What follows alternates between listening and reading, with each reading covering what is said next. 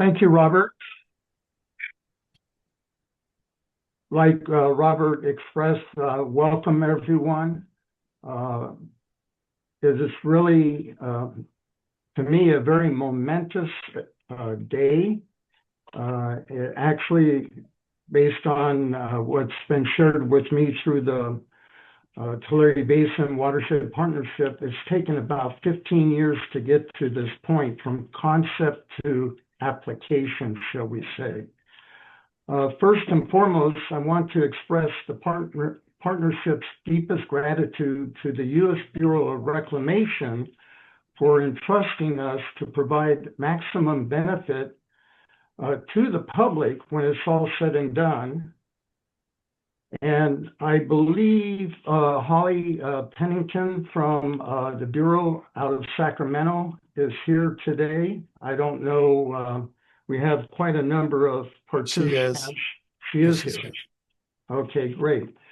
So Holly is responsible to provide support and oversight to this initiative. And so we want to express our appreciation to Holly in that respect. Holly, if you want to provide any comments, you're certainly welcome to do that at this moment, or along the way. I see she put it in the chat. Okay, we'll go with that. Thank you, Holly. She's excited to be here.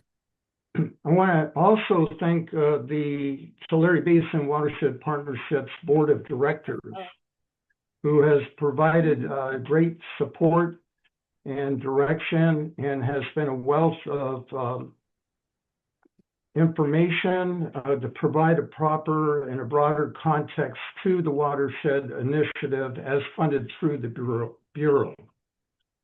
I want to thank each and every one of you that are in attendance and willing to engage in this program.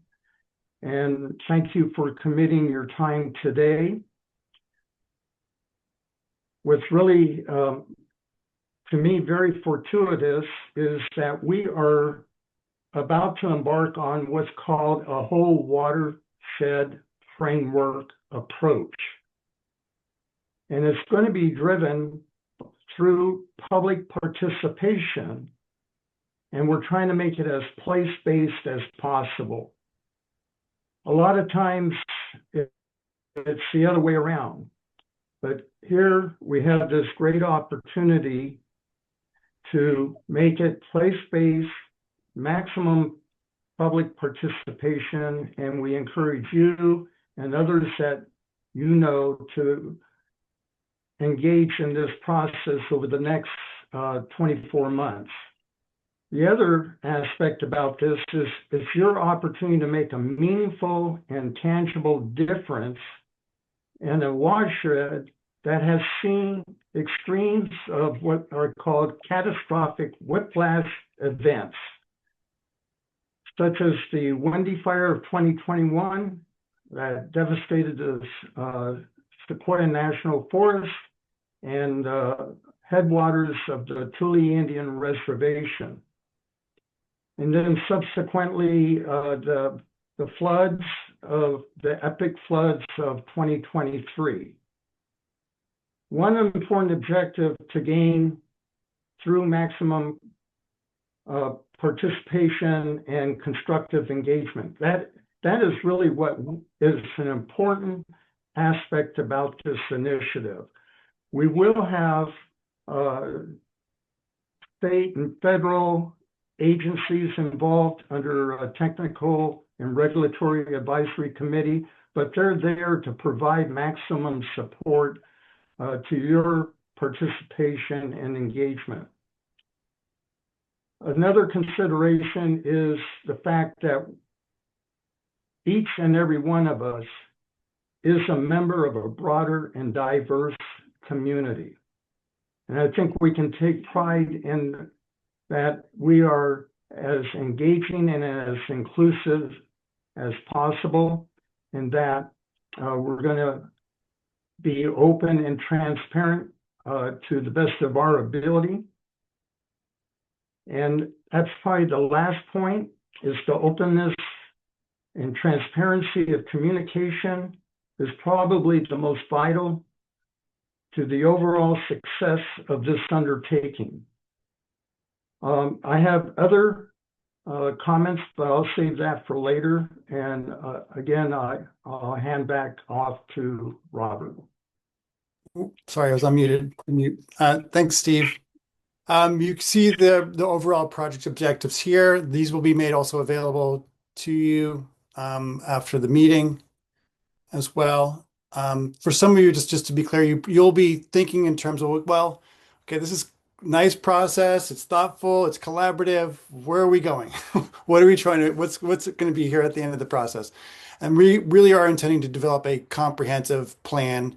We might call it a strategic plan, an action plan, but that's really the essence of it. Again, it'll be very collaborative. You'll see here also with our outcomes that we're going to be really developing sort of a shared systemic understanding of the area's risks, needs, and the integrated solutions at the landscape level.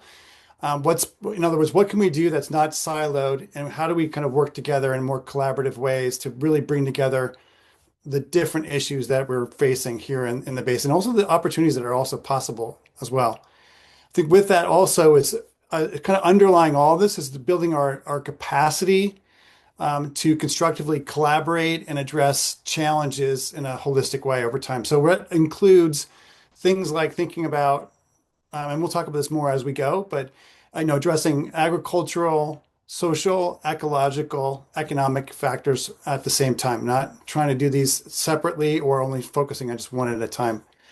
So again, sort of overall plan, I'm trying to base that on a really systemic, solid understanding of the challenges and the opportunities in the basin, and more broadly, or I should say in the sub-basin, and then more broadly as well, of course. And then lastly, us to build collaborative capacity and other kinds of technical capacity to really implement that plan and kind of meet the challenges ahead of us. So that's the general outcomes for the initiative. Okay, so sometimes it's beneficial with something that's kind of big and broad like this to be a little bit more clear about what the project is and what it is not. So we're going to talk about that a little bit right now. So overall, and this will be just echoing what we've kind of shared before, but it kind of underscores it a little bit, is that the initiative is really intended to be strategic, aspirational, but also practical.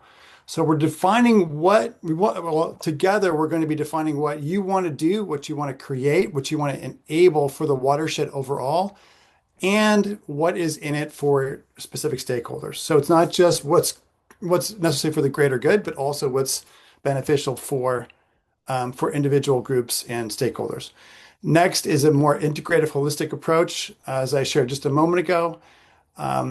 So we really want to be addressing all these items together, not separately.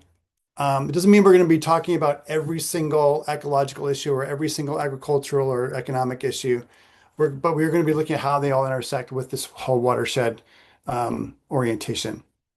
Also, we're going to be looking at state efforts and how we can appropriately align with those efforts, whether it's the current California Water Plan 2023 or the new ones that's emerging for 2028. That's actually, the process is underway. Sigma, of course, that's a big deal here. Also, the new emerging Watershed Resilience Program that's coming from DWR, that hopefully there'll be some lessons learned that are already possible out of that program, even before it launches. And we also hope to be mirroring and mimicking some of what they're doing there and hopefully partnering with them in time. But again, all this is going to be tailored to the regional and local context.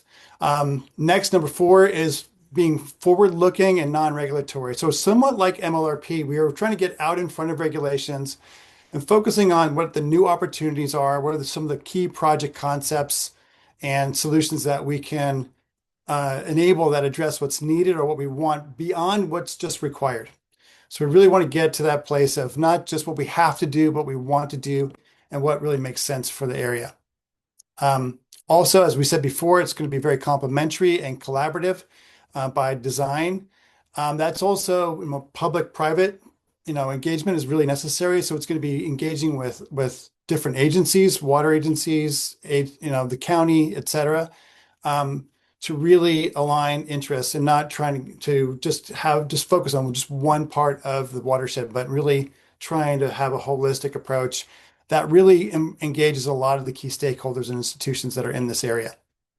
And lastly is really trying to look at this whole initiative as a learning laboratory for the watershed and for the region more broadly. And we've talked about this, others have said this before with this initiative, is we really want to create processes that help us do this work well and help us also learn and adapt as we go. And with the hope that in time, this initiative becomes a foundation for the area, the sub-basin more broadly. But it's also a solid example for the region. Not a perfect one. We're not expecting to get everything right, that's for sure. But we hope there's going to be enough here that really does provide an example and a springboard, or even hopefully even a model for other parts of the region to draw from. So next slide. Core values just sort of sums this up in simple terms and adds a little bit more color as well. So we want to be as collaborative as possible because we think that leads to greater results. We want to be thinking with the whole sub-basin and the watersheds and the greater Tulare Basin in mind as we do our work. We want to be grounded in science and technical facts and analysis, and there's a lot for us to draw from already. We want to honor, appreciate, and include tribal presence and knowledge as we go, which has been a growing or experience that's been happening much more so for many people in the basin, and we hope that will be continuing as we go through this project. We want to also make sure, again, we're coordinating with prior and existing efforts. So we're not trying to duplicate things. We're not trying to step on top of anyone else's work. We are trying to really weave together a lot of different efforts. And lastly, develop regenerative capacity. That might seem like a little bit of a strange concept or term. You might think of it as regenerative agriculture, but really the essence of it is how do we foster the collective of the place and the people to evolve over time to become healthier, more resilient, more vital, more viable over time. So that's really the essence of it, is to apply those concepts at that level. And then lastly, what the project is not. It's not a basic planning process with generic recommendations or visionary work that's just kind of pie in the sky, like someday maybe this will happen. It really is meant to be something very practical. Not a talkathon, so not just about a lot of folks sitting around talking and chatting about cool ideas that might happen. We really want to make this really, really tangible and actionable. It's not focused on one, as I said before, not one interest group, not one resource, not one sector. It's really the whole system together. It's not focused on state policy primarily. So it is very much, like I said, we have those things in mind, but it really is tailored to what the needs are of this area. And it's also not kind of a new version of MLRP, multi-benefit land repurposing. It really is much broader than that in its focus. And we have much more latitude to do some really good and creative work. Also, it's not conflicting with local policy and planning that's already in process or other projects, like I said. And then lastly, we don't think we have all the answers. Obviously, we know we've got some good ideas and some good resources, tons of work that's happening in this basin that we can draw from. The idea is to bring us all together to find out what are the best things for us to be focusing on and prioritizing going forward, and what not to, for that matter. So that's I think the essence of it there. Is there anything more? I know we're going to have Nikolai talk about roles and milestones in a second. But before we do, I know there was a lot of information. Is there any questions? You can put them in the chat. Anybody have anything that you want to raise your hand about right now? Great. Let's keep going then. Nikolai, I'm happy to turn it over to you to talk about roles and key milestones. Thanks, Robert. Hi, and I'm Nikolaya again, and I also wanted to note that a lot of this information is in a project overview 2-pager that Lima put in the chat. So if you are feeling like that would be useful, you're welcome to look at it. And we'll also share the recording and these slides afterwards. So you'll have all of this information. Okay, so I'm going to talk a little bit about who is going to be doing this work and how that's going to be structured. And so, as Robert said, we're seeing this as a locally grounded project that is connecting more broadly to the region and to organizations that are larger in scope or in the type of work that they do. And so the core of who's going to be involved are people who live and have like a vested interest here, have skin in the game, as they say. And as Steve says that a lot, that's why I'm quoting Steve. And so that's, growers, landowners. The Tule River Tribe is really looking forward to their participation. They couldn't join today, but we've been in contact with them. Local agencies, obviously. And then we also have key partners that, even if they aren't specifically local, they've been working in this area. Some of you are here today, and so we're so glad that you are. And then we're also so grateful for the support of other efforts and statewide agencies, both for their technical know-how and so that this can be aligned with, statewide projects. So next slide. Towards the end of this call, we're going to be asking you how you want to be involved. And so you'll get a little more information. This is a preview of different ways to be involved. There's three main groups. The Watershed Stewardship group is that local participants group. So they are together building a shared understanding of the concerns, the issues, the challenges that are here in this watershed, and developing goals and objectives to address those, identifying opportunities, priorities, and project concepts, and building a sense of agreement. I would say they are driving the vision and the strategy for the assessment and the plan. The Technical and Regulatory Advisory Committee is formed primarily by folks who are involved in the Central Valley Joint Venture, and some of you are here today. So we're so grateful for your support. And Craig couldn't be here today, Craig Isola, but we've also been, working with him. And so the Technical and Regulatory Advisory Committee is our technical lead that's collecting, analyzing information, and helping us describe the watershed plan. They'll also be, contributing to drafts of the plan and providing a lot of feedback and supporting the watershed group in understanding more information. And then the core team, which is, us who are facilitating today, Steve with the Tulare Basin Watershed Partnership and Ag Innovations, we are facilitating, convening, coordinating, managing the project, and external communications. Let me just look at my notes and see if there's anything else I want to mention about these groups. And I'll say, so the watershed group is, voluntary. We're trying to be as inclusive as possible and as representative as possible. And the watershed group members will also discuss amongst themselves how to be more inclusive and more representative. So that's something that they'll be working towards. And then the watershed group is roughly going to be meeting quarterly, alternating in-person and virtual meetings. And the Technical and Regulatory Advisory Committee is brought in as needed. So people are called upon based on their areas of expertise, depending on what we're looking at. And we have another one-pager that outlines the commitments that you can expect for each of these groups. And Lima's putting that in the chat so that you can just have that as a reference as well. All right, let's keep going. So this is where we're going this year. And I don't know if you all have heard the phrase, move at the speed of trust. Collaborative efforts are gradual, in part because, like Robert said, we don't have all the answers and don't, necessarily know what the outcomes are going to be.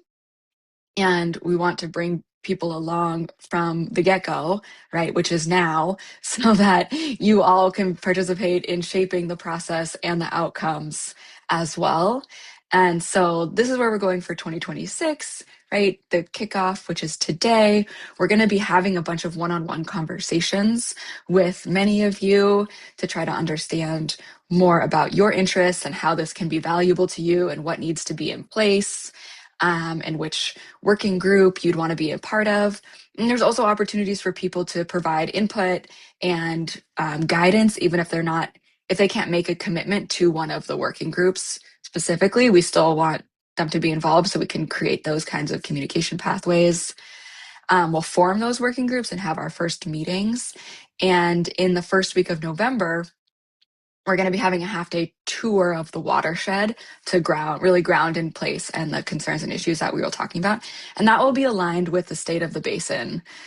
So as you're planning ahead for your schedules, that's going to be the first week of November. And this project is a 3-year grant, so it's funded through 2028. We're really grateful to the Bureau of Reclamation for their support. And our key deliverables are an assessment, sort of a situational analysis of what's going on in the project area, and then a plan, as Robert mentioned.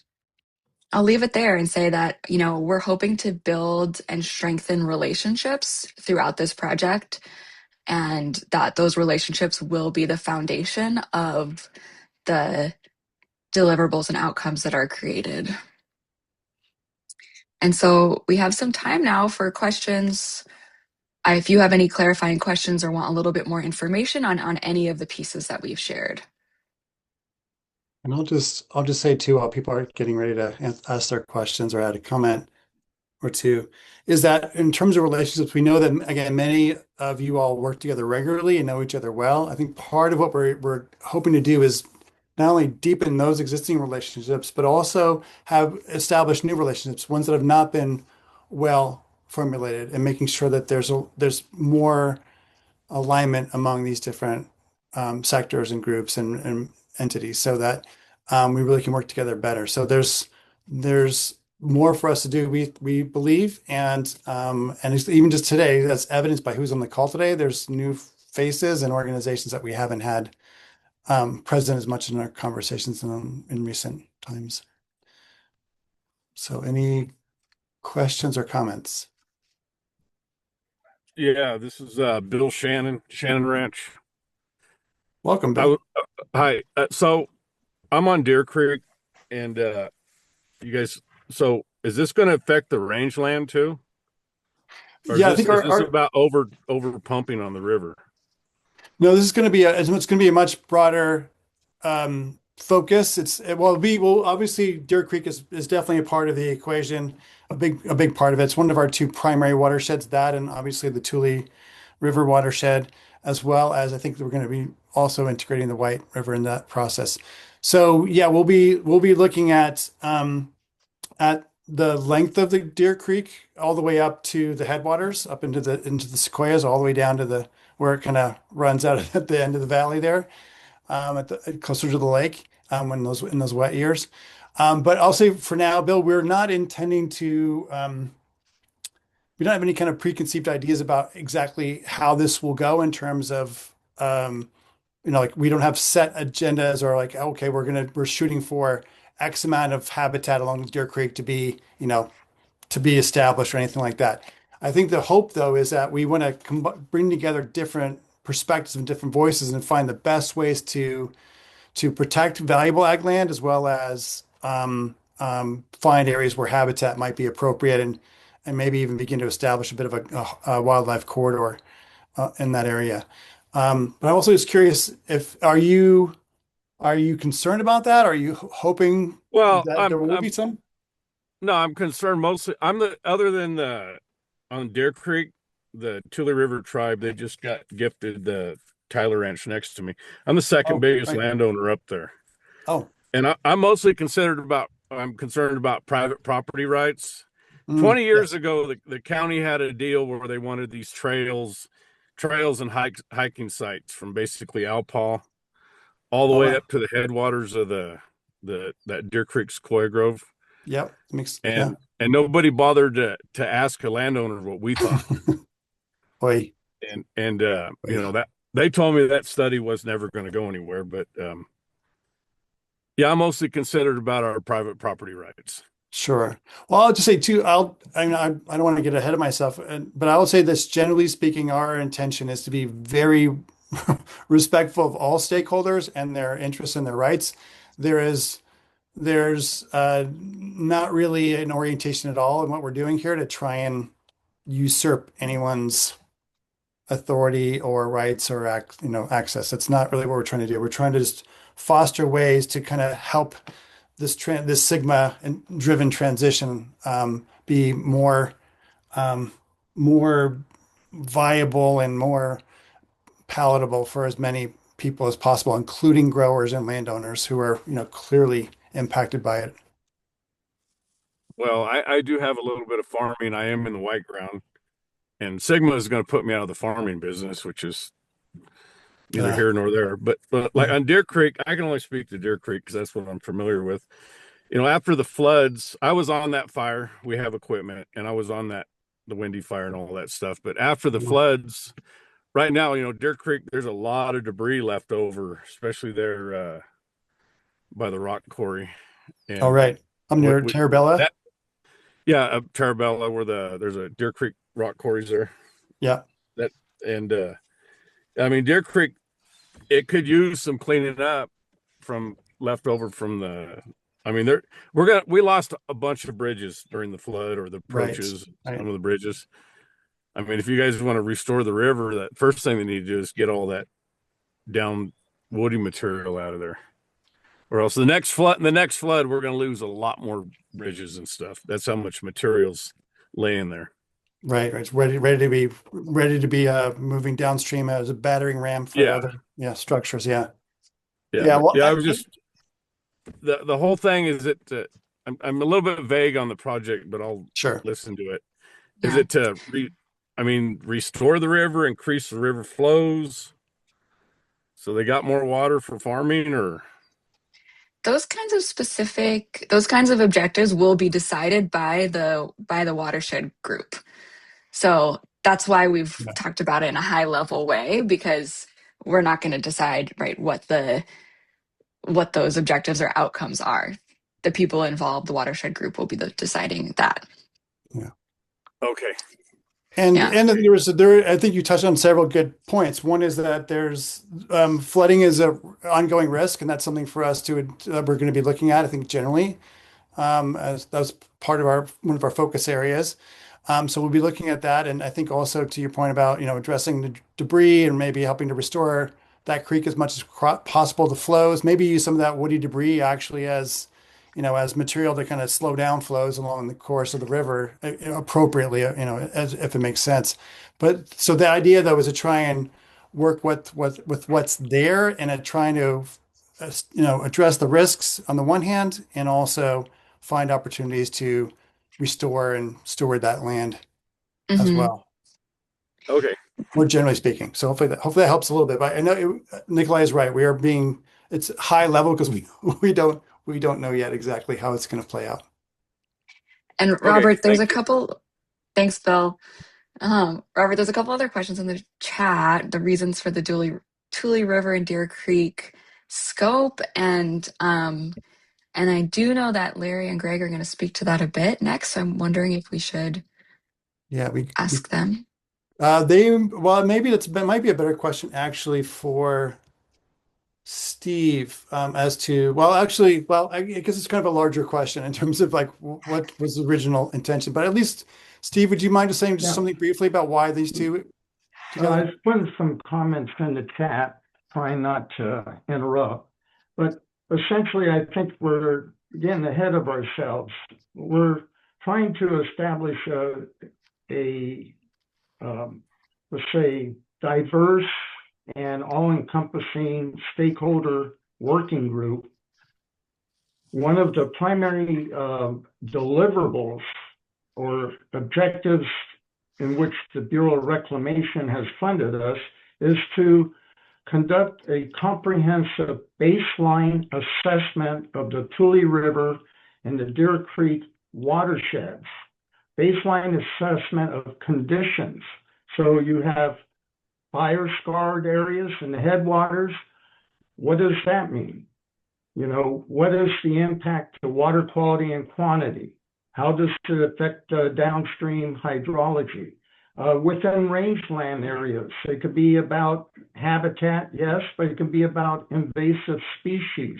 It could also be about water, you know, as it relates to shallow aquifers. As you're also in the same area where subsidence has occurred, you have SGMA, Sustainable Groundwater Management Act. How does that play a role? What is it about GSAs and groundwater sustainability plans?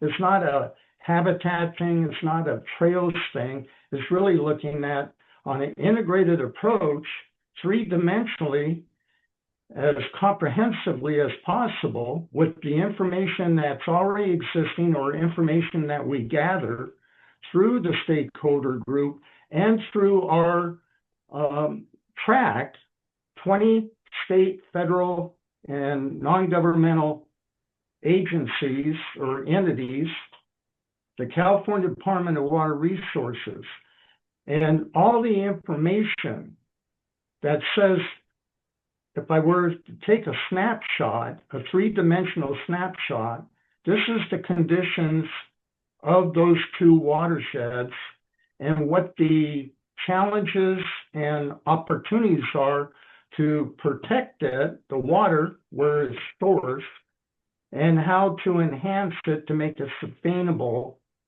and resilient over time. Some people would say climate change.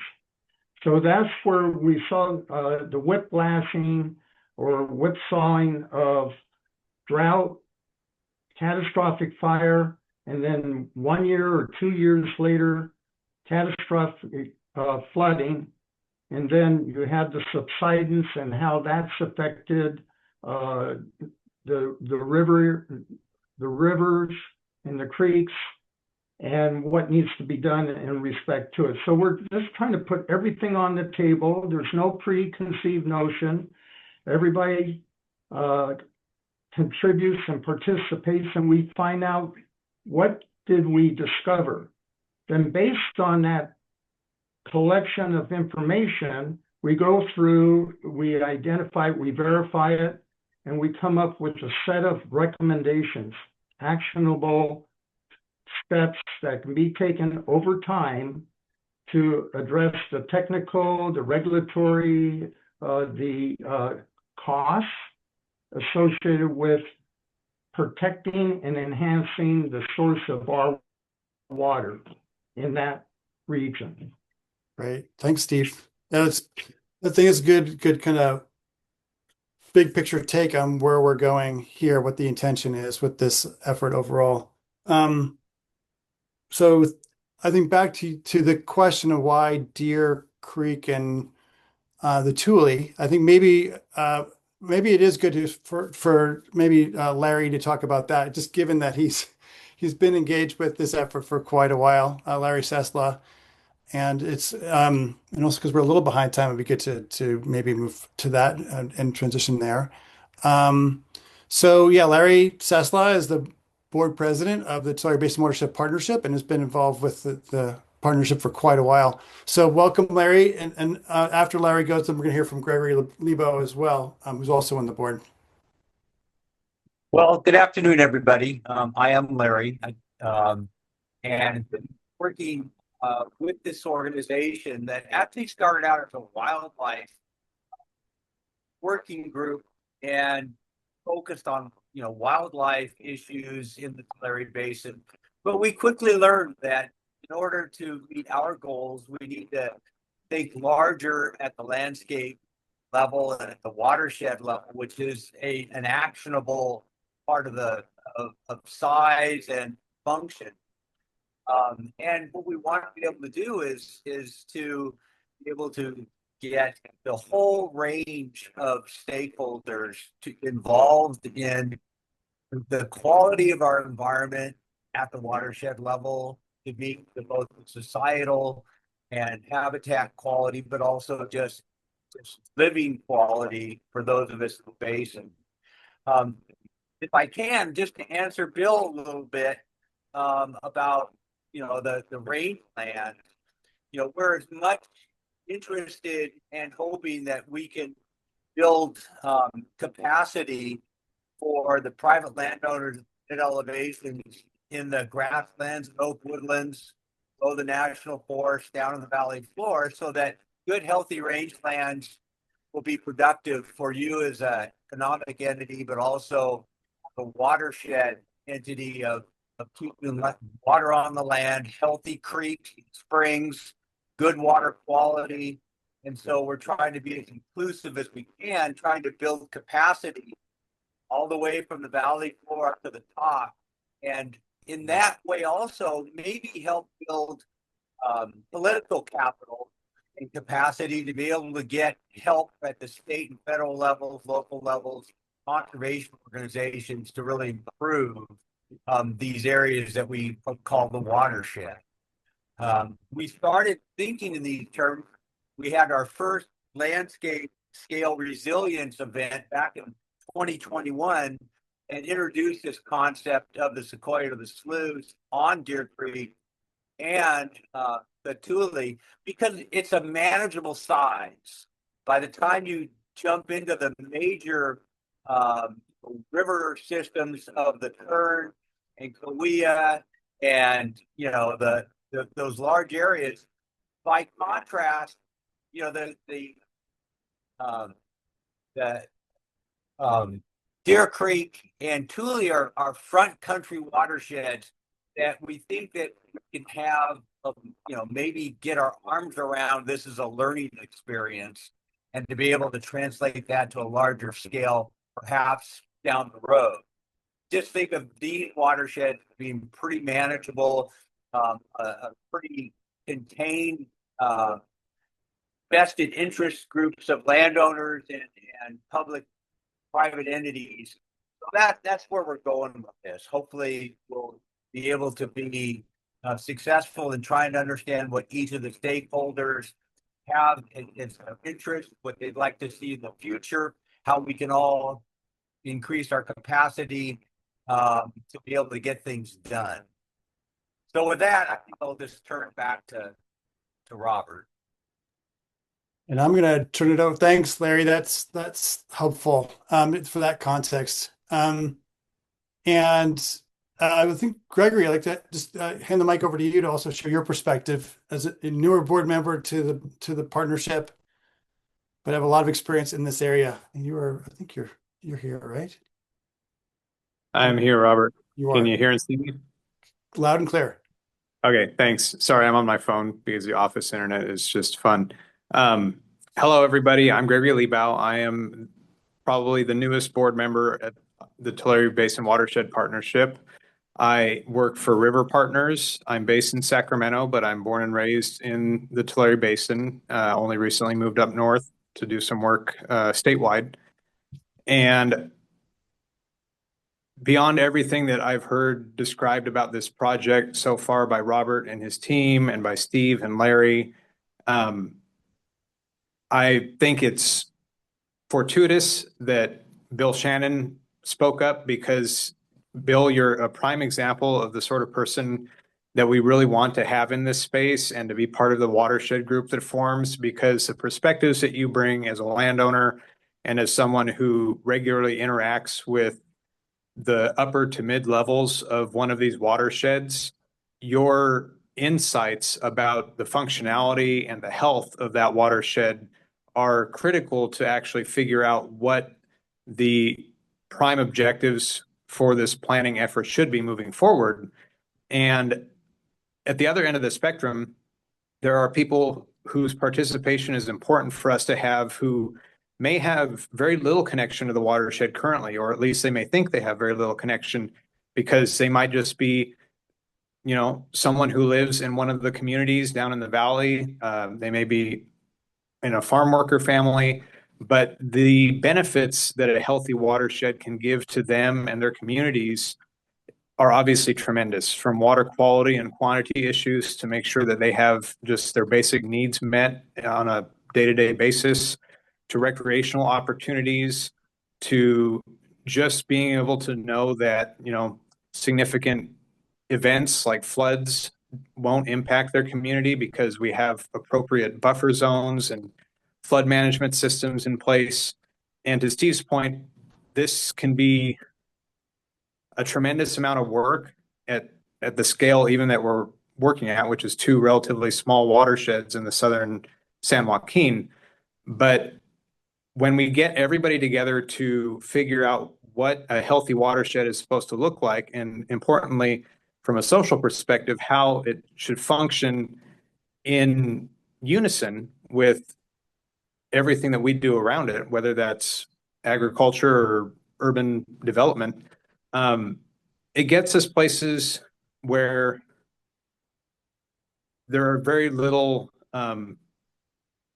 reasons for us to think that we made a misstep. If we plan accordingly and we think about the watershed at scale and we take everybody's perspectives into consideration as we go through processes like this, which is exactly what this grant is aiming to accomplish, then almost everything that we do, everything that gets advanced as actual projects that become implemented on the ground, whether that's through partnerships with state and federal agencies or whether that's by local initiative, is going to result in benefits. And those benefits really do help us at a regional scale. And I'm personally impressed with the way that this vision has come together and sort of culminated in this current grant that we're beginning and kicking off here today. As someone who cares deeply about the landscape there, I'm a 6th generation farming family living in the basin. I see the struggles that the local agricultural communities are going through. I care deeply about the environment and transitioned into a career in conservation. It just seems so applicable to look at it at this level. And really, I encourage everybody on the call to, if you have the time, of course, everybody has their own capacity, but if you have the time and inclination to hang around with us for subsequent meetings and figure out whether or not you are interested in and have a place where you feel comfortable sharing your knowledge and perspective about this region so that we can use your perspective to complement what is coming, which is this, coordinated effort to create the plan that includes the baseline assessment, but also identification of priorities that we have as community members and that we recognize as, environmental scientists and as agriculturalists and as community leaders, and allow us to create some of that vision looking forward, which we can not quite pinpoint on the map necessarily, but really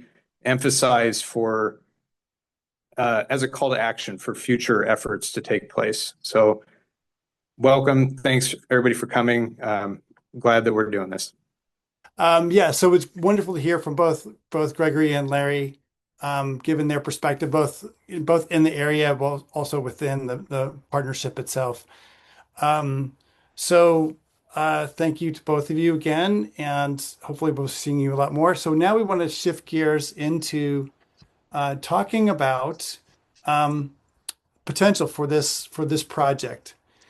And we really are beginning with this kind of basic or our key question here is like, what could a coordinated effort like this do for these 2 watersheds? That's again the Deer Creek and the Tulare River, the subbasin as well that they feed into, and they recharge water into, as well as the larger region, the larger slopes there, or you could think more broadly about the Tulare Basin itself.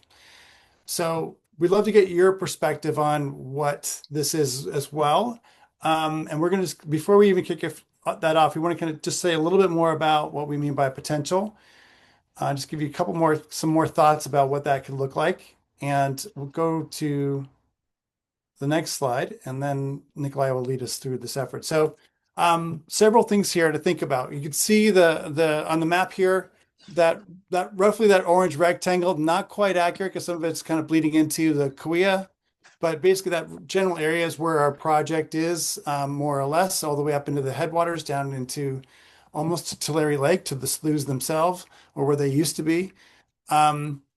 And so there's this, not only is it in this project right in the smack in the middle of the basin, but it also can serve as sort of a resource and a model for others as well, a catalyst if nothing else for other watersheds in this area.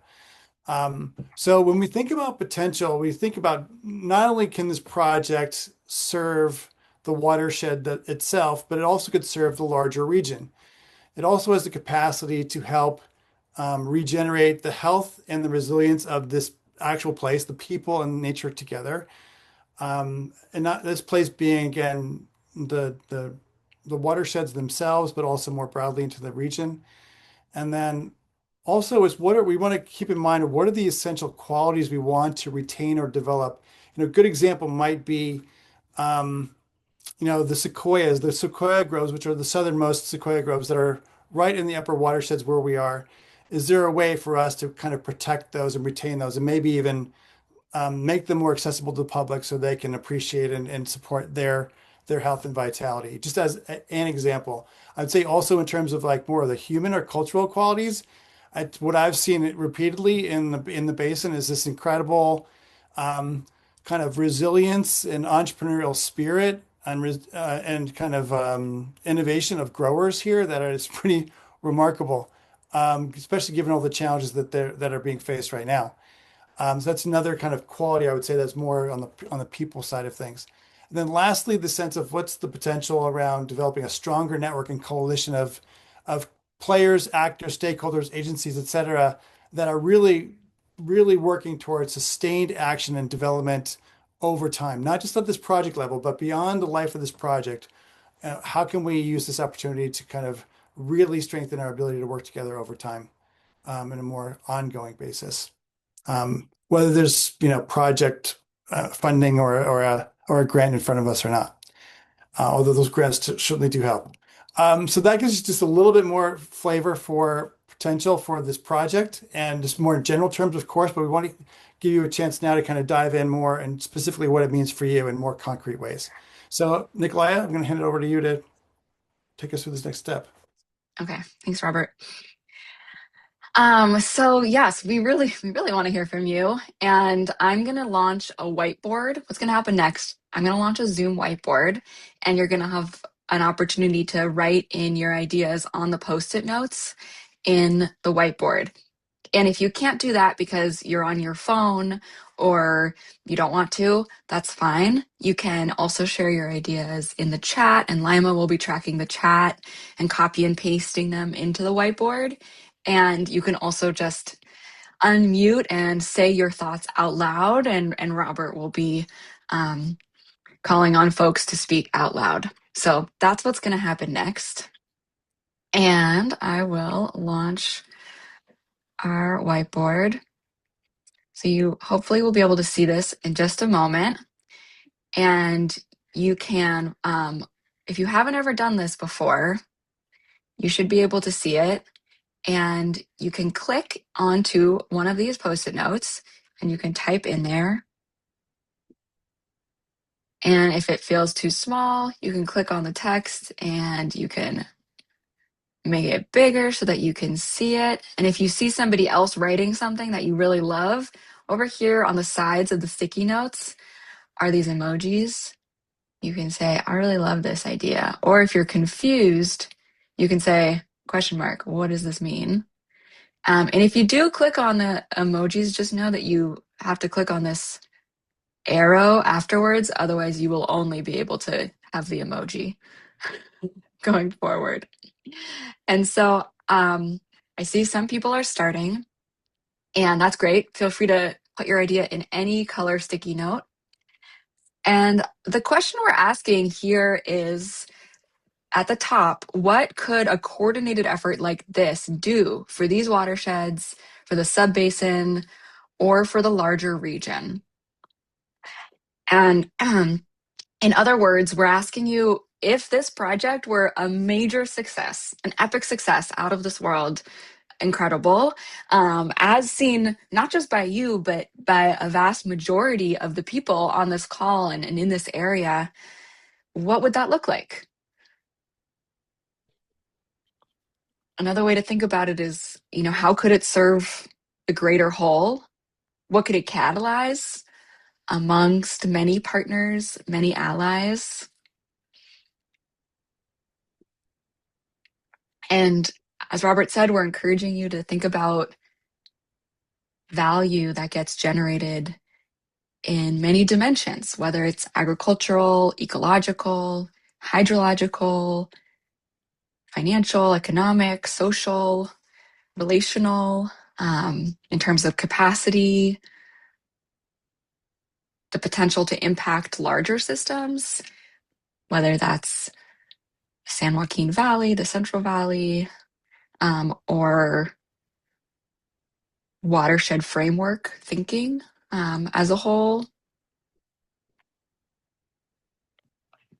And as a reminder, if this is feeling overwhelming for you or inaccessible for you, you're welcome to put your thoughts in the chat, or you can unmute and say out loud your thoughts on the potential of this project. I know we've shared a lot about what we think has the potential, but we really do want to hear from you.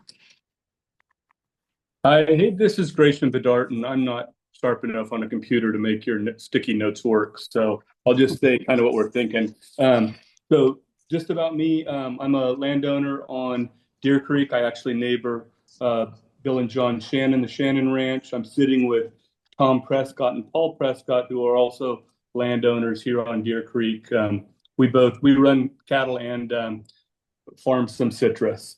So some of our thoughts are, like Bill said, property rights. How would this affect it? And then we'd like to make sure, as you guys are developing these working groups and other boards, that landowners, and not only landowners, but cattlemen, farmers, you're getting a perspective from everybody, and they all have parts on those working groups or boards, so that we can make sure we get a full picture of what everybody's thoughts are, not just one side of that. And end of comment for me. Oh. Thank you so much. And yes, that's 100% true. And it reminded me of something else that we would actually love, like you identified yourself, if other folks who are writing on the sticky notes, if you just identify yourself, you can put your name. If you don't want to, anonymous is fine, but we'd rather have your ideas than not have your ideas. And we would love to know who you are so that we can follow up if we have questions. And like Christian, you were saying, so that, we kind of understand who we're hearing from and who maybe we're not hearing from yet. And Grayson, we also just say that I want to say hallelujah. We'd love to have the growers and the ranchers in these working groups. That's core to what we're trying to address here. So thank you for being on the call, as well as your colleagues, and hopefully we'll be able to find ways to plug you into the process that feels valuable and time efficient. I know you got a lot on your plate, so thank you for speaking up. Hello, this is Tom Prescott speaking. I'm here with Grayson. Our families combined here have 2.5 miles of riparian land on Deer Creek. And our desire is that this committee respects the water rights that we have here. Our water rights go back to pre-1872 water rights. Wow. Yeah, we hear you. Thank you. And I'm sorry, your name again, just so we could get that. I didn't. It's Tom Prescott. Tom Prescott. Great. Thanks, Tom. Yeah, so I definitely hear underscore concern about property rights. It sounds like all three landowners on the call have expressed that, so we hear that loud and clear. It looks like some folks got in there. Mm-hmm. Yeah, I'm hearing the chance to reestablish water and rivers like Deer Creek as it moves onto the valley, improving ecological, economic, social, and legacy values for the land and the people, exploring the ability to get more public access to our natural systems in a manner that's acceptable by neighbors and ecologists, increased recreational opportunities to create beautiful, healthy spaces for people and plants, water quality improvements, less catastrophic wildfire events, aligning efforts across partners working in the region, clarifying best roles among multiple partners in the region, bringing in and leveraging resources for the region. Logan's really prolific over here. I love it. Strengthening regional planning efforts and improving the design of future projects, responding to drought, flood, and fires, protecting the quality of life, identifying opportunities for permanent conservation of private lands. An effort like this can lead to tangible results that provide benefits to multiple stakeholders. I mean, y'all are saying exactly what we've been thinking. So this is great. There's identify opportunities for land back to tribes, habitat restoration, connectivity, river access, exploring more equitable water sharing and distribution, increasing competitiveness for state and federal funding. Oh, nice. Some people are using the emojis. Potential to unify management visions between upper and middle watershed managers, like federal agencies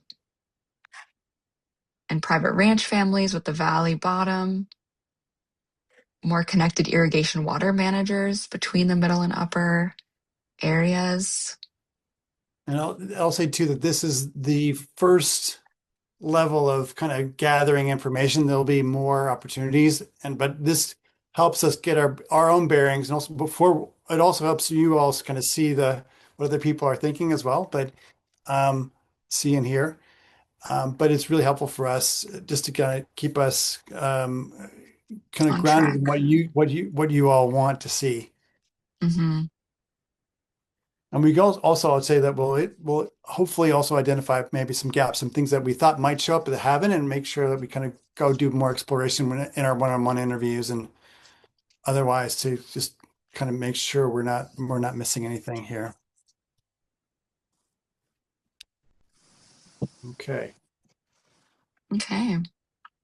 Yeah, I see some folks are still writing. And again, you're welcome to put things in the chat. You're welcome to come off of mute and share. We really appreciate Tom and Gratian for doing that. Does anyone else want to share out loud or in the chat? Okay, then I'm gonna ask for sort of a reflection question just in the next couple of minutes. As people are reading these, I would love to hear if you notice anything, if there's any, themes or insights that you're thinking about. And specifically, as you see, what people are seeing as the potential, wondering what current conditions or relationships or resources that we currently have, what is enabling this potential? What do we have in place that makes this a possibility? And again, you can just stick it in the chat. You can come off of mute and share it. And you could also share resources or relationships or factors that we want to develop and strengthen to achieve this potential, to achieve these results. And this is just to start us sort of thinking about the how that we're going to get here. Like, what do we already have? What do we need to strengthen? Can you repeat the question, Aglaia? Yeah, it's, I'll put it in the chat. Like, what are sort of the current conditions or resources that enable this potential, or what we would have to strengthen or develop to achieve it? Yeah, Logan, go for it. I think that people and potential partners are enabling this potential. I mean, you look at the group that's gathered here today and the diversity of the people who are represented. I think that's definitely something that's going to serve this effort well going forward. And there are many interwoven relationships between the individuals on this call that are also part of that strength. I think one thing that could be strengthened or developed to really maximize the potential there which is part of what this work is doing already, is just a clearer sense of who's in the room or who's at the table, and what the best roles might be for everyone who's at the table, maybe who's not at the table, and who we would want to make sure pull up a chair for them, and invite them to sit. So that would be, and those are kind of early things that I think are going to happen naturally as a result of this process, and also could really be supercharged if done intentionally, which I know you guys will do. I have full faith. Thanks. It's great to hear. Thanks, Logan. Yeah, we're definitely, well, we've already done sort of our first round of kind of a stakeholder assessment, but we're going to be doing more of that.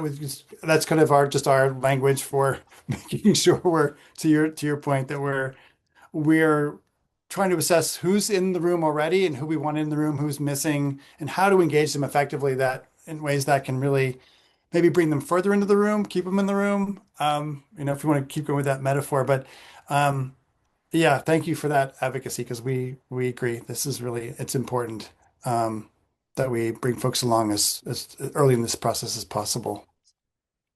I'm gonna stop sharing this, and so you won't be able to access it. And if you continue to have thoughts related to this, please do put them in the chat. And at the end of this, we'll be sharing our contact information, and we have a, don't hesitate to reach out about anything at any time communications policy. So, so you're really 100% welcome to reach out.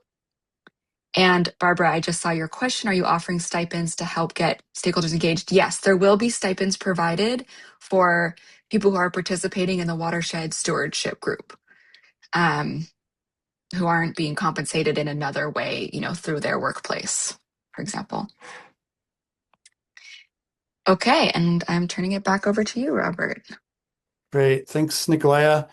Yeah, so what we want to do now, and thanks for that input. Just to be clear too, we're going to summarize this information that we've gathered with you all, and we will make that information available in our notes as well. So this is not sort of proprietary, in the spirit of sharing and transparency. This will be made available for those of you that are curious about that. And we'll also be theming the information too, so it's also, not just a laundry list of ideas as well. So thanks again. It's really valuable. So now what we like to do is actually hear from some of the people and the organizations that are going to be either kind of have been like a good supporter and or have done great work related to what we're intending to do here now, as well as partners that we are going to be working with fairly closely going forward. So we're really fortunate to do that. But before we even do that, we want to actually just make sure that you are all aware of how, and we've touched on this already, and you notice that we have sort of a process of sort of kind of repeating some of the ideas and showing the overlaps between them.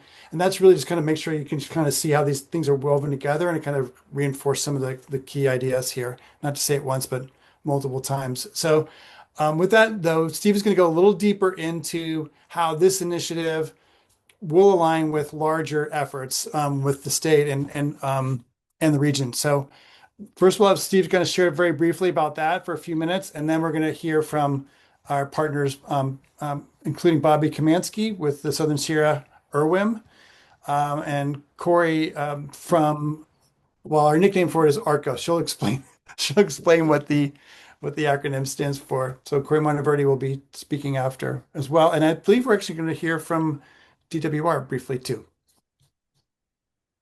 All right. Thank you, Robert. I think specifically, one of the major resources that's going to be available to us is the California Water Plan Update 2028. And believe it or not, this is my 6th water plan update, and they just convened about a month ago. They're going to have regional convenings as well to develop regional reports. And specifically for us, that'd be the Tulare Lake Basin Hydrologic Regional Report. Again, they just initiated the update process, and DWR, I've had consultations with them, and they're here from Sacramento as well as from the Fresno office, and we'll be hearing from them shortly. But this is a great opportunity because after 6 updates, it's a watershed framework. That's the theme, that's the approach throughout the state of California. So we also have within the advisory group for the water plan update representation from the Bureau of Reclamation, Levi Johnson. So we've conferred with the Bureau, Levi, and a couple others from the same agency as a added resource and very specific to what we're doing. And again, I believe DWR will be sharing the fact that they did a watershed study pilot for the San Joaquin River, 5 of the tributaries for that. And so we have the benefit of that as an added resource and to assist us in developing an approach that would be compatible, not just with the Bureau of Reclamation, but also with the California Department of Water Resources. There are other aspects about this that are somewhat on the challenge side, specifically SB 72, where the state of California is essentially looking at a target of 9 million acre-feet of additional water. Now, again, I put in the chat that the water is not just for what they call municipal and industrial, M&I, or urban use. It's not just for agricultural use, it's also for environmental use as well. And so they have this objective to come up with 9 million acre-feet of additional water. I think that is going to be one heck of a challenge as it relates to what we've been experiencing with climate variability and the extremes of drought and then floods. The other potential resource is the California Association of Resource Conservation Districts. RCDs, for those of you who aren't acquainted with them, are actually under the Public Resources Code, local state agencies, most of which do not tax and they do not regulate. Their job is to bring in additional resources, and they're a local delivery system that's available. So working with what's called CARCD, California Association of RCDs, Resource Conservation Districts, under the Public Resources Code, they have established what is called the Land, Soils, and Water Committee, and that's statewide. And we're trying to assure that there's co-equal representation in all regions, which includes the Tulare Basin or the San Joaquin Valley. So again, these are additional opportunities and resources that are being made available. And then as Robert indicated, ACRO, I'll never get that acronym correct, but with Corrie, she'll be talking about what they'll be providing as well in supporting this undertaking. I think that's pretty much all I have right at the moment, Robert. That's great. Thanks, Steve. And you'll be, as we go through this, I think you'll be hearing some more overlaps that relates to our work as well. So thank you. And Bobby, if you're willing to share a little bit of your perspective, I know you've been working in this area for quite a while and a lot of upper watershed work as well. So we'd love to hear your perspective and your take on how it relates to this project as well. Well, thanks, Robert. I think it's an exciting time. I'm going to start with that, and I'm going to end with that. First, a little bit of background in terms of the way I see things have been rolling out. And I agree with folks who, like Larry and Steve, talked about this being a 15 to 20-year process of getting to where we are today, which is really makes my brain hurt, I have to say, because it's been a long ride and things have changed a lot over the time here. In terms of my background, I'm an ecologist, and so I've been tasked a lot of times with trying to figure out what we can do with a watershed like this, and so to try to write conservation plans that encompass a lot of these ideas and to put them moving on the ground. And so for Deer Creek, in the top you have the giant sequoia grove, southernmost grove, which was mentioned earlier, and the bottom you have a national wildlife refuge. So it's a really interesting conservation planning picture from my perspective. It is undammed. I don't think that was mentioned before. It's relatively unimpounded, unimpeded as it comes down to the valley floor, which from my perspective as an ecologist is unique in the Tulare Basin. But it also means that for the human communities that are along the way and down at the bottom, that can pose a potential catastrophic risk for flooding. And it is the wildlife corridor that has a wetland and an upland component. There's some relatively undeveloped areas along the corridor, and that's really exciting for an ecologist like myself.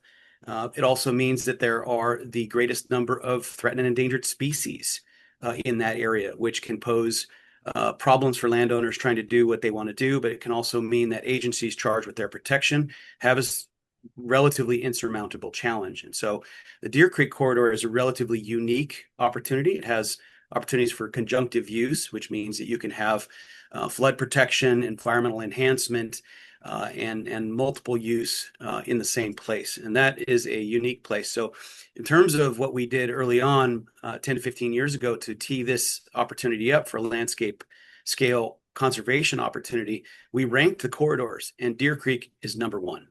It is far and away the highest quality wildlife and riparian corridor in the Tulare Basin for many of the reasons I mentioned. I'll move on a little bit to talk about some things I've seen over the last 20 years. I've seen some development in the floodplains. I've seen some encroachment on the National Wildlife Refuge, and we've seen enormous land change in the upper watersheds where there's been catastrophic fires, which are also mentioned earlier, which means that even though there might be a lot of water coming down after those events, the water quality might not be that great. And so there's some precarious status there when you have development in the floodplains. If you have flooding, that becomes an immediate human catastrophe. And that we've seen that repeatedly. In fact, over the last 6 years, we've had 2 very high flood events.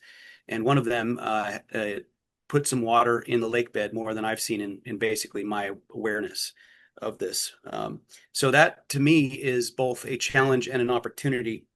Let's talk for a second here about landscape conservation as I move on. I'm the coordinator of the Southern Sierra Regional Water Management Group, and we have a planning area and implementation area that stretches from the San Joaquin River to the Kern County line and from the 600-foot elevation in the west to the Sierra Crest. We've been successful. We've been able to get about $4 million for that region to protect upper watersheds, to restore upper watersheds. And one of the things I want to contrast here is the different land uses that are across the bottom of the watershed, the lower end of the watershed, so to speak, the farmland and the threatened and endangered species habitat in the wildlife refuges and other areas. And the forest management at the top, and in the middle, we have rangeland, which is managed mostly by the private ranchers who we have represented here, which is really neat to see. What we don't see is there an integration between and among those different and disparate management approaches. And so one of the opportunities landscape conservation can do is to try to integrate those and to provide a sort of best benefit for all of those members in that management community. And what I find most exciting perhaps is in the idea of collaboration, we can respond best as a group on a landscape scale, on a watershed scale to catastrophes. And that is something that we are seeing come at us like a freight train. The upper watersheds have changed more in the last 5 to 10 years than I've ever seen them in my long many years on this planet. And this status means that we have to come together to figure out what we want to do. And that might mean bringing watershed resources to the upper watershed, collaborating like this.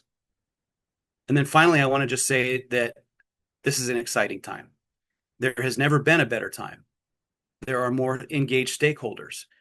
There are more stakeholders. There are more people who are eager to help whatever the charge might be. It might be to protect what we have now and in the future, to restore what we had in the past. Sometimes it requires us to look backwards a little bit to try to understand what we had in the past and to restore what we had in the past. These catastrophes are not going to stop. It might be droughts, it might be floods, it might be fires. They're going to keep coming.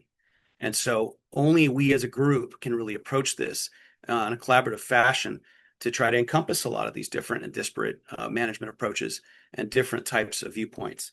And then finally, I'm eager to participate in any way I can. We've been successful in the upper watershed, but our approach has always been a watershed approach. And so this is an exciting time. Thank you. Thanks, Bobby. Really helpful. And it's just great to have you engaged as well. One as an ecologist, and two with the history you have doing watershed work in the area in the upper watersheds. So thank you for your perspective. So we'd love to actually hand over the microphone to and have Corrie Monteverde talk more about their initiative, which is starting at almost about the same time ours has, and she's going to start off with giving us the correct way to say what's the nickname for your project. Oh my gosh, yes. Yeah, well, first, thanks for having me here today. So, yeah, my name is Corrie, part of ARCOS. I guess that's how I would say it. But yeah, that stands for Adaptive Water Resilience and Climate Operations in the Southwest. So, another long acronym for everyone to remember. Yeah, so I function as the social science lead and the project manager for ARCOS. So, this is a 2-year NSF funded what they are calling a regional resilience innovation incubator. So this project is based out of San Diego State University. And like you just mentioned, we also had our kickoff about 2 months ago now. So yeah, it's exciting to see some of the same faces here that we had in our kickoff meeting. So we're just getting started with our survey and our interview work. So a lot of that's happening right now. So it's exciting. It sounds like we're kind of in parallel right now. Yeah, some of our other university collaborators are UC Merced, UC Davis, and Fresno State. And yeah, we're happy to partner with Steve and TBWP and Sequoia Riverlands Trust. So Logan's on this call too. So yeah, it's fun to see some of our collaborators here as well. So this initiative, so this is a 2-year initiative, which just started this year. So it's funded to the end of next year. So this is really going to support localized strategies aimed at solving some of the nation's most pressing challenges. And water for our long-term future is absolutely one of those. So the region of focus for our project in this 2-year phase is the San Joaquin Valley. And then we're hoping to scale that to California and then potentially the Southwest in a 5-year implementation phase. So, and that's all as NSF funding goes, but yeah, we're lucky to be in California where other funding opportunities are available. So right now that's a 2-year planning phase, really focused on building these reciprocal relationships, understanding the needs on the ground, challenges, successes, barriers, enablers in water management. So our work is also focused on adaptive policy pathways. So we're really focused on these long-term flexible frameworks that can evolve as conditions change into the future. But we're really wanting to learn from real world successes that are already happening in regions like this. So we want to kind of incorporate the learnings from like case studies in this region and how we can translate to policy pathways forward. So our goal is honestly just to stay open to what's actually working on the ground and understanding the needs of this region and then relaying that back to the state and federal level. So yeah, what stands out to me about S2S is the emphasis on kind of aligning the energy and the expertise that's already there and then building on that as a framework. And so we also really appreciate how this group honors the knowledge and the long-term stewardship that's already been on the ground for a generation. So we really do appreciate that, that understanding and that honoring of the knowledge is there. So yeah, we're really honestly just looking forward to staying connected and understanding how S2S can be an example of resilience, and then also finding ways to translate that into policy pathways, looking at long-term futures, not just the next 5 or 10 years, but what could that really look like out to say like 30 years. So we're really focused on these adaptive policy pathways and understanding from real world experiences and studies like this one that you guys are undertaking. So yeah, we're really excited to be part of this work, and really looking forward to seeing how we can be of aid as well, kind of understanding the needs that arise from these type of endeavors. So yeah, excited to be here. Thanks for having us. And yeah, I'm sure I'll be seeing a lot of you in future meetings and different discussions moving forward. So thank you. Thanks, Corey. I think there's there's going to be a lot of coordination, I think, between our two efforts to see where we can, kind of tag team and reinforce each other's work, or kind of complement the work, whatever makes the most sense, for sure. And also, you've mentioned in the past, and maybe this is a part of the adaptive policy pathways, but some decision support tools. Is there anything you could say about that? Is that part of this next phase?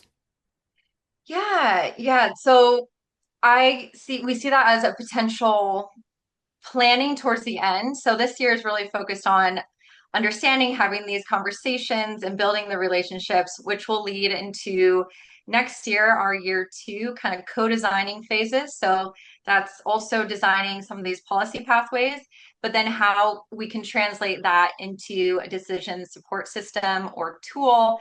So yes, so that would be a goal at the end of this, is to think about how that could work, what that would look like, what are the needs, and what would actually go into a tool like that. So that is part of what we want to do in year 2. Okay, that's great. Thank you so much. We're glad to have you, and we're glad to have Arcos. We're sticking with it. That's in this process. And last but not least, we understand that Jordi Vasquez from DWR is joining us, and he is able to say just a little bit about why they're involved, or why they're here today, and what their interests are. So welcome, Jordi. Great to have you. Yeah, thank you. Good afternoon, everyone, and very good to be here, and great to hear so many similar perspectives from everyone going forward about the need for continued collaboration. On a personal note, having worked here in the Valley for 8 years and water issues, it's very heartening to hear that we're having these movements, movement to action, moving action opportunities like you all are discussing, where there's collaboration and ongoing work. Great to see Corrie, who I recently talked to, and then of course good to see some other familiar water faces. Again, just highlighting that we are kind of moving the needle in terms of our collaboration together, and just kind of want to provide some background about why DWR is kind of, if you will, monitoring this and looking forward to supporting how we possibly can. But a few years ago, we had the California Water Plan Update 2023. And from that report, it really emphasized that need for watershed-based solutions as California is dealing with our increasing climate extremes. I think it's been mentioned a few times now already, how vividly that has played out here in the Valley. 2020 was an extremely severe drought, and then just a few weeks later, that was broken up in early 2023 with some large floods that also provided some groundwater replenishment as well as for surface water. And so the 2023 update really heavily focused on the need for watershed scale collaboration amongst local partners. And really that's leaning into how do we manage our water from headwaters to outflow. And throughout all that, prioritizing equity and inclusiveness, recognizing that maybe not all partners have always been at the table, but we are at the point where we need everyone who is in a watershed to be participants and collaborating together to ensure that we have effective watershed scale water resilience. So that looks like collaboratively analyzing climate risk, and then what are some adaptation strategies at the watershed level.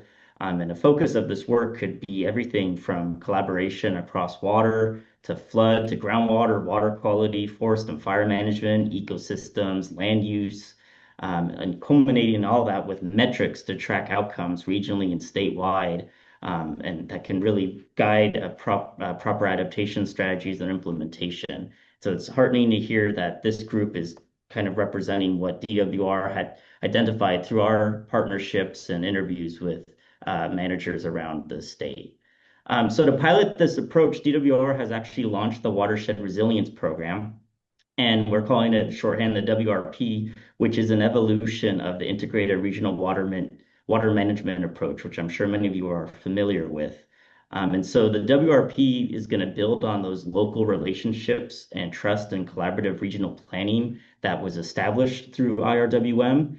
And to help refine this new iteration of that, DWR launched 5 different pilot watershed projects in the American, Calaveras, Pajaro, Russian, and Ventura watersheds recently. And we also recently concluded that process, and now we're going through reviewing those plans and pulling out the valuable lessons learned so that we can inform broader watershed scale approaches that will be funded with some Proposition 4 dollars, as was mentioned earlier as well. And so while these Proposition 4 guidelines and funding criteria are still being refined, in the meantime, a somewhat parallel effort to all that is underway with the California Water Plan Update 2028. And so this 28 update carries on with some aspects from the 2023 version, but also focuses on some newer aspects that have been identified through conversations and just studies overall. So Update 2028 plans to build a clearer understanding of what are statewide water supply and demand gaps, both now and into the future. It's also intended to identify effective local, regional, and statewide water management strategies. And that's really with an eye towards Senate Bill 72, as mentioned, which gives us an interim statewide planning goal of identifying 9 million acre feet of additional water supply by 2040. So pretty hefty there, if you will. And then, of course, Water Plan Update 2028 will lay the groundwork for setting that measurable watershed level and also statewide targets in our future water plan updates so we can continue to build iteratively on what we've learned and what we've established in terms of strategies for ensuring water use where we can. And then, of course, how do we, all that combined, how do we ensure our water supply needs are meeting what our beneficial uses are across the state? And finally, I would just kind of close out with something that Steve mentioned, which was the watershed studies that DWR recently completed on major tributaries of the San Joaquin River. So north of Fresno County onwards. So based on what those watershed study findings were, DWR is looking to implement some pilot projects to ground truth what those findings were as relates to the multi-benefit opportunities around capturing flood flows and using those to reduce flood risk while helping to restore groundwater levels and provide some ecosystem benefits, among other things. So as we look forward to ground truthing what those watershed studies are, there'll certainly be opportunities as we think beyond just certain regions of California, when perhaps working with this region about understanding where are those kinds of similar opportunities. I'll just close out that recently there was a summit at Fresno State that covered these DWR studies as well as some other ones. I can put in the chat the studies themselves as well as the medium recording from that. And I would just close out that I think to me a major takeaway from that summit was there was this need for continued collaboration. So not to repeat that too much, but something relatively new from my perspective, a recognition that there's certainly a need for as unified as possible of a regional voice in addressing these challenges we're facing regionally. So I think that's very optimistic to me that we're getting to that point where collaboration is leading to the recognition of the benefits of doing so. So yeah, thank you very much to just provide some background, and I look forward to seeing where all this work goes. Great, thanks, Jordi. It's super helpful. Thank you. I know that some folks are familiar with this, but I think to have you kind of restate some of these kind of key elements, especially, I'd say that this effort, it feels a lot like the watershed resilience pilots in a way, and I'm hoping that the findings from those pilots will be shared soon so we can learn from them and kind of take the examples and the lessons and feed that into what we're doing here. Yeah, we're actively doing that, and we are also actively working on the Proposition 4 funding guidelines and criteria. So hopefully by the end of the year, we'll be able to have those all released and get people moving action as well. Great. Well, we'll definitely going to be looking for that. That's for sure. Thank you for coming and being here. So with that, Nikolai, I'd like to hand it over to you to take us through the next section here. Yeah. So we want to hear from you now on how you imagine this project might be valuable to you. So we've heard from Bobby and Corrie and Jordi on how they're thinking about building alignment and what the project might be valuable to their interests. And we'd love to hear from you. And Sarah, I'm just letting you know you're on deck here. But we really want to get your input basically on how to build our success more broadly. And so we're running a little bit behind on our agenda. We had hoped to have more time for this section and to do some breakout groups, and we're not going to do that. So we have just about 10 minutes, and I would love to hear from folks on how you see that this project could be valuable to you. And I'm going to call on Sarah first. I primed her before this to be ready to speak, and then be thinking, and I'll call on some other folks next.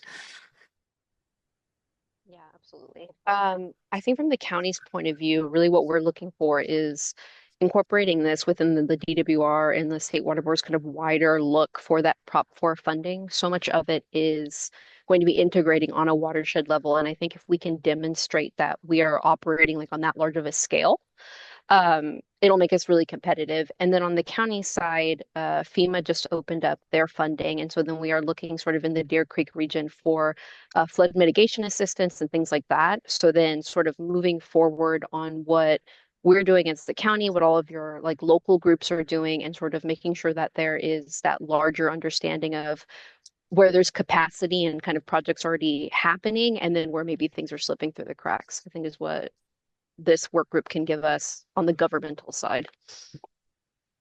Thank you so much. Yep.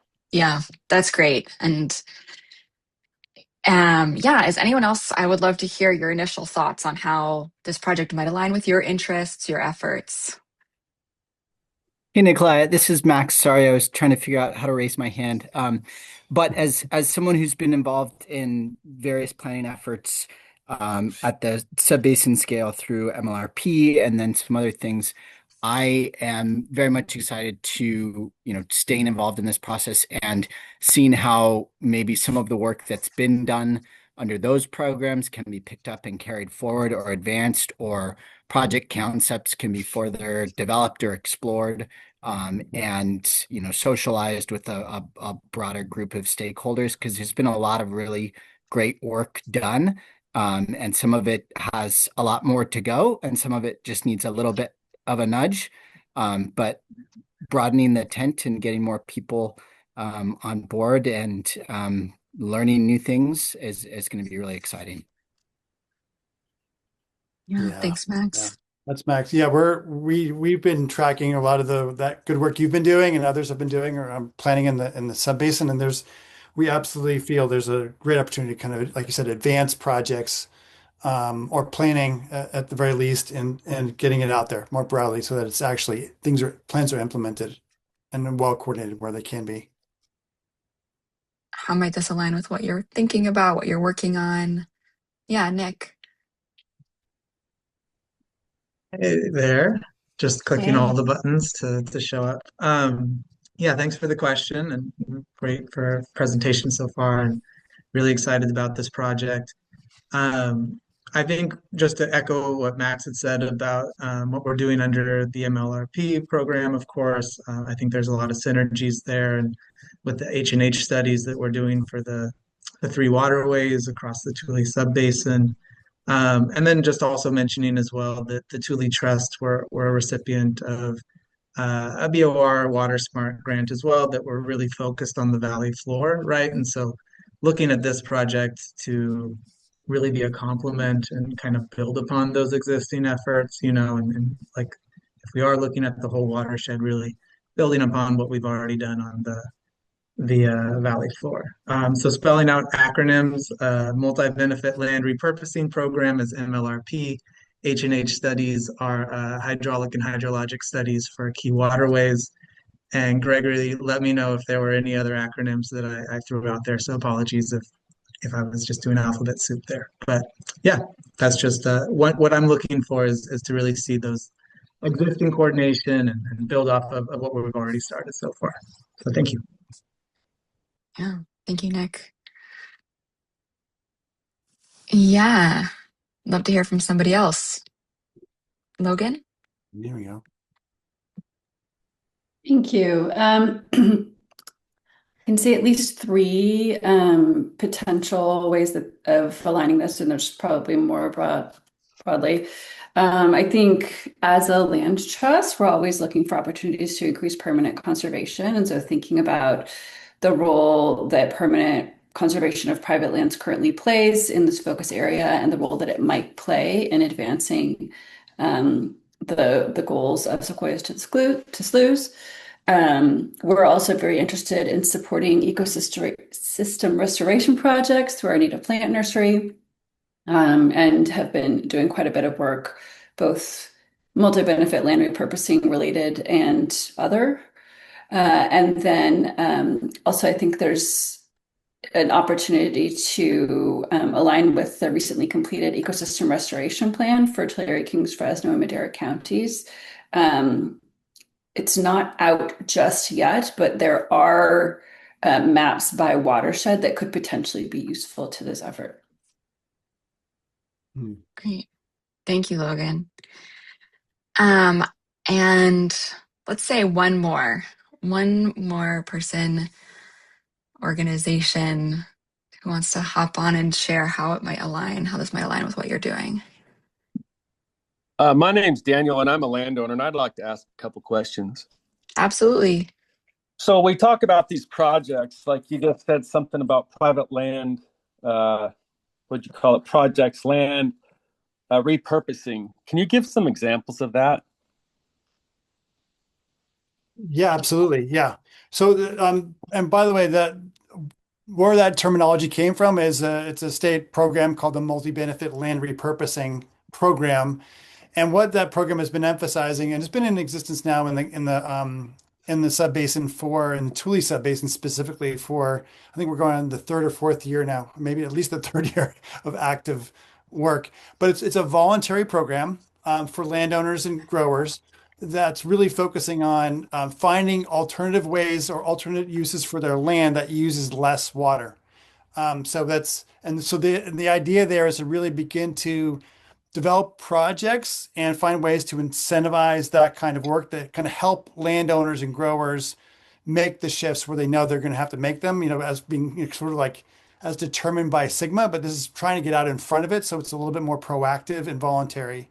And the idea there is ultimately to find some examples and solutions that are replicable for a number of landowners that's beneficial to them in one way or another. So the examples, more specifically, like recharge basins would be one example, very common example, is very popular. Moving to large scale solar arrays, not as popular, but some people do it anyway. Moving to grazing operations rather than growing crops, for example, but moving to grazing operations. Converting some of your land to habitat or open space is another big one. And there are others as well, and some also temporary fallowing, which you might have heard of some of those kinds of programs. So Danielle, hopefully that helps you kind of give a little, very quick thumbnail of the context and what's happening there and the kinds of initiatives that have happened thus far. Mm-hmm. Does that help? Yeah, it helps a little bit. So then back to when Robert was talking, he talked about fires and floods and things like that. And I mean, we hear all these, we'd like to fix all these things, but can we have some examples of how to try to rein in some of these fires that we have? We all have our ideas to why we have so many hard burning fires, but I mean, you guys are the experts. Can you maybe give us some examples of how to try to bring these fires down a little bit, or, control them more? What would be some examples of fixing that or helping that? Yeah, that's a great question. It's kind of a big one. I know. I love the question. I think that's the kind of question though that I think probably is on a lot of people's minds. I see a couple of people respond. Maybe is it Gregory and Max? I wonder if Gregory and Max, if you could respond in the chat. To Daniel's question. Well, I was going to ask if they could respond in the chat. I just know we have a few minutes left, and so sure. I want to make sure we get people the information about what's next and how to get involved. Agreed. And Daniel, I also want to really encourage you to join our half-day field trip in November, because that will be deeply exploring the questions that you're asking right now. And even if, great point, and even if you can't, we're going to make some of that information available too more broadly through the website. Yeah, and through exactly. different activities. Yeah. Gregory, were you responding to Daniel's, or you had a different comment? Where'd he go? Did we lose Daniel? And then Gregory? Yeah. I think, yeah, Lima, could you start sharing the screen? I know folks are going to have to leave in a few minutes, so I want to make sure you have the information that you need, and feel free to just keep going in the chat. And so we'll be reaching out to you to invite you to the Watershed Stewardship group. You may see your name here, your organization, and if you don't, but you want to be involved, we want you to be involved. So please reach out to us. And then the next slide is the Technical and Regulatory Advisory Committee, which we talked about, some of the folks that we're hoping that will be involved in that group. And I'm going to launch a poll. And I'll say that there's other ways to be involved, right? You can come to some discrete meetings. We can survey you, interview you, engage you selectively. And I am going to launch a poll right now for you to just answer how you want to be involved. There's 5 questions here. It asks, which groups you want to be involved in, how you want to participate, what would be most helpful, if there's anything else that we should know about that would be helpful for you to be involved. So I'm going to give you a few minutes to fill this out, and please do. Really, truly will be helpful for us. And once you've finished, you feel free to keep chatting. And while folks are filling this out, do people have any questions about like Watershed Group, Technical and Regulatory Advisory Committee, why to participate in one versus the other, or both? Any questions about that? I'm remembering a slide from earlier in the presentation where it had like 3 different groups, but there's only 2 here. Could you just kind of go through what the different roles of each group are again? Yes, and Lima, could you put that handout in the chat again? We have like a 1-pager handout on the roles and responsibilities for each group. And so the Watershed Group is driving the vision, the priorities, the objectives of the assessment and the plan, and then the Technical and Regulatory Advisory Committee is supplying information. They'll be collecting resources, reviewing, providing analysis. And I think generally speaking that's well said. And I think generally speaking, the Watershed Group will have more of the local stakeholders that are like the growers, landowners, community members. More of them will be in that, I think most likely in that group, if that makes sense. And actually, like with SRT, you could be in either one potentially. Yeah. Mm-hmm. And there will be a little more structure with the Watershed Group in terms of meeting regularly, and then the track will call on for specific topics. And so as folks continue to fill this out, please do fill it out if you can. Lima, will you go to the next slide? So a preview of our next steps. So we're going to be reaching out to have one-on-one conversations with many of you. You are absolutely welcome to reach out to us as well. And we're going to be recruiting members. And our goal is that by September, October, we will have formed these 2 working groups. We're going to have a charter, which kind of outlines norms and how the groups are going to work together. And then as well as a larger vision. And then in the first week of November, which I mentioned, there's going to be that half-day field trip to discuss challenges and opportunities and actually see the issues around the upper and lower watersheds. So we can discuss, wildfire, forest management, groundwater, recharge, all of these things that have come up in the past few moments. And then we're also collecting and curating resources on the Tulare Watershed Basin Partnership website. So you're welcome to send us resources that you want to be more widely available to people. And we're creating sort of a library so that people can have shared access to that information.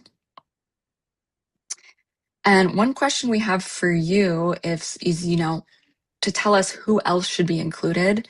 You've shared some of that in the chat, which we've really appreciated. And if there's other people that you want us to be reaching out to as we're launching and assembling these groups, please let us know.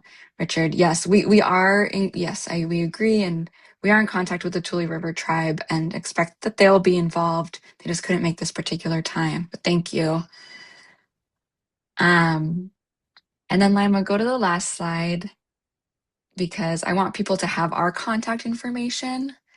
And then, Gregory, I see your comments and I'm actually going to invite you to come off mute just in our last couple of minutes here. Now that I've sort of gotten the info to the people and people are filling out the polls, please keep filling out the poll. Gregory, do you want to come off mute and answer Daniel's question? Yeah, thank you. Can you guys hear me now? Yeah, we can. Okay. Yeah. So great question to, ask about examples of best practices when it comes to addressing the watershed scale issues. And I just wanted to point out that that's really part of the process here is that we formulate this watershed group to come up with the questions and concerns that are apparently important to resolve at a watershed scale. And then the track, which will be composed of more of those technical and professional folks who have been doing this for a while, it is going to be tasked with finding the best practices, examples of completed projects, examples of funding resources, whatever it is that the watershed group has questions about can then be posed to the track and submitted for review and answered and then brought back to the group and become part of the equation for potential solutions that we put in the final planning document. So just wanted to emphasize that that's part of the process is to ask the tough questions and ask for examples of, how do we make this work? How has it worked in other places and apply it to the region that we're discussing here. Great. Thank you, Gregory. And thank you all so much for joining. Robert and Steve, we didn't talk about this beforehand, but I'm conscious it's 3, so folks want to jump off, they can. And I'm curious if you want to linger for like 15 minutes and just answer any other questions that people have, if people want to stay. Sure. Questions, ideas. Yeah. Or Okay. folks that you want to make sure that we're including in the group, in one of these groups. Yeah. Great. So we'll say official close. If you have another meeting or you need to go, please go. And thank you so much. And we will send out the recording and the slides. And and if you have some more questions or comments and you want to make sure we get them, we'll hang out for a few minutes. Yeah, thanks everybody. Thanks for coming today. Thanks for contributing to the call as well. If you did, thank you so much with prepared comments and questions. And thank you. We'll see you soon.